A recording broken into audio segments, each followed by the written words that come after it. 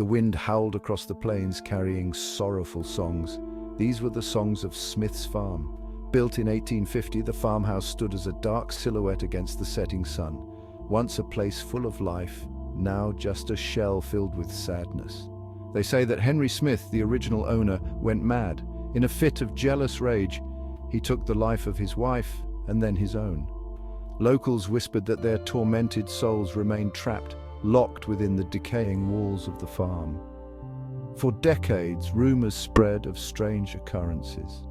People spoke of mysterious lights, disembodied voices, and a bone-chilling cold emanating from its very foundation.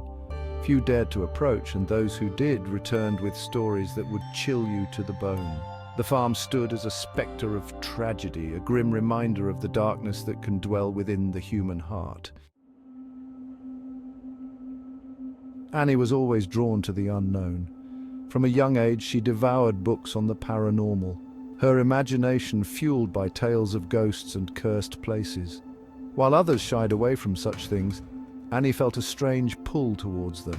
There was a thrill in fear, an adrenaline rush in facing the unknown. When she heard about Smith's farm, a fire ignited within her. It was the stuff of legend in her small town, a place spoken of only in hushed whispers. A dare was made among her friends, a challenge to spend a night within the crumbling walls of the farmhouse. While others scoffed, Annie felt drawn to it, a need to see and hear for herself. This was her chance to prove the existence of the supernatural, to document the truth behind the legends. The old iron gates groaned open, their rusty wail echoing in the twilight. Annie parked a safe distance away, her heart pounding with a mixture of excitement and fear. As she approached the house, the air grew noticeably colder, shadows lengthening with the setting sun. The smell of decay and neglect hung heavy in the air. Stepping onto the porch, the floorboards creaked ominously beneath her feet. The front door, hanging precariously from a single hinge, swung open with a low groan. Taking a deep breath, Annie stepped inside, her grip tightening on her camera. The air inside was stale and heavy, thick with the silence of decades. Dust motes danced in the faint moonlight that filtered through cracks in the boarded-up windows. The darkness inside the farmhouse was absolute, broken only by the thin beam of Annie's flashlight. She moved cautiously from room to room, her camera capturing the peeling wallpaper, the cobweb-draped furniture, the remnants of a life long gone. A floorboard creaked somewhere behind her, and she spun around, heart racing. Silence. Just the old house settling, she told herself, but the hairs on the back of her neck prickled. As she ventured deeper, she began to hear whispers, faint and indistinct. They seemed to emanate from the walls themselves, carried on the wind that whistled through the broken windows. Was it real? Or simply her imagination playing tricks on her? The line between reality and illusion began to blur. In the center of the living room, a cold spot appeared, intensely cold. Annie shivered, pulling her jacket tighter around herself. Something wasn't right. Chapter 5. The Lens of Fear. Annie continued to document, her camera a shield against her growing unease. She filmed the shadows that seemed to move on their own in the flickering light of her flashlight. She captured the strange, almost human-like figure that appeared for a fleeting moment in the reflection of an old, tarnished mirror. Her heart pounded with every click of the shutter, each frame a testament to the escalating terror she felt. The whispers grew louder, more insistent, as if someone or something was trying to speak. Annie strained to make out words, but they remained just out of reach. A jumble of sounds that sent shivers down her spine. She felt a presence in the house, something unseen but undeniably there, watching her, toying with her. Fear threatened to overwhelm her, but she pressed on, driven by a strange mix of terror and morbid curiosity.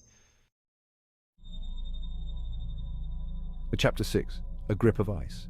Annie's flashlight flickered and died, plunging her into absolute darkness. Panic, cold and sharp, surged through her. She fumbled for her phone, fingers trembling as she struggled to turn on the flashlight. A cold hand, deathly cold, closed around her wrist. A scream caught in her throat, choked by a terror so profound that it paralyzed her.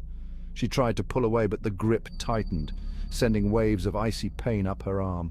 The whispers intensified, swirling around her like a vortex of despair. They were right beside her ear now, the voices filled with anger and sorrow. Chapter 7. Dawn's light, memories fright. Annie woke with a gasp, the first rays of dawn filtering through the curtains of her bedroom. She was in her own bed, safe. Had it all been a dream, a figment of her overactive imagination? But the memory of the cold, the whispers, the icy grip on her arm felt all too real. She sat up, heart still pounding, and glanced at her nightstand. There, lying beside her, was her camera, its lens staring back at her like a watchful eye. With trembling hands, she reached for it and pressed play. The footage was blurry at first, the camera shaking in her terrified grasp. But as she watched, she saw it, the shadowy figure, the fleeting glimpse of a face contorted in anguish, the cold mist that seemed to emanate from the walls, and then the screen went black, just as the icy hand had closed around her wrist. The footage ended abruptly, leaving her with more questions than answers. Chapter 8. The Video Diary.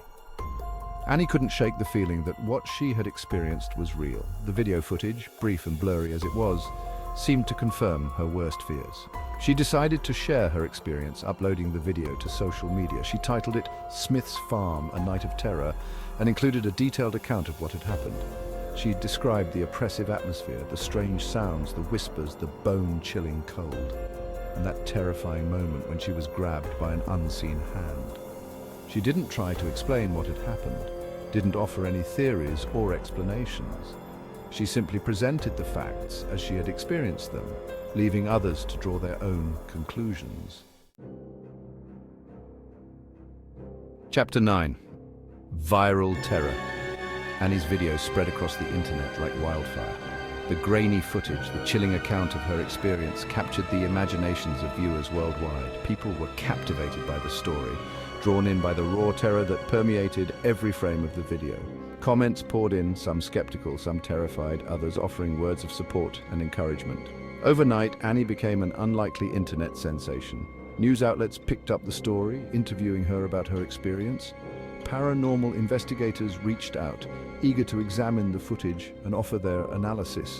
Skeptics and believers debated the authenticity of the video, fueling its viral spread. Chapter 10. Annie's Warning. Despite the attention, Annie never lost sight of what was important. She knew that what had happened to her was real, but she also knew that many would dismiss it as a hoax or a publicity stunt. She didn't try to convince anyone, didn't engage in arguments or debates. Instead, she used her newfound platform to issue a warning. "Smith's Farm is not a place to be trifled with," she said in a follow-up video. "What I experienced there was terrifying, and I wouldn't wish it on anyone. If you're thinking of going there, please reconsider. Some things are best left undisturbed." Chapter 11. The Legend Continues. The legend of Smith's Farm, once a local ghost story, had now reached a global audience. The farm, once forgotten and abandoned, became a pilgrimage site for thrill seekers and paranormal enthusiasts. But for Annie, it remained a chilling reminder of the darkness that lurks just beyond the veil of the unknown. She never forgot that night of terror, the icy grip on her arm, the whispers that seemed to claw at her sanity. It had changed her, made her question everything she thought she knew about the world. And though she never returned to Smith's Farm, she knew that the spirits that haunted its halls would forever haunt her dreams. The farm stood as a testament to the enduring power of fear, a chilling reminder that some places hold secrets best left buried.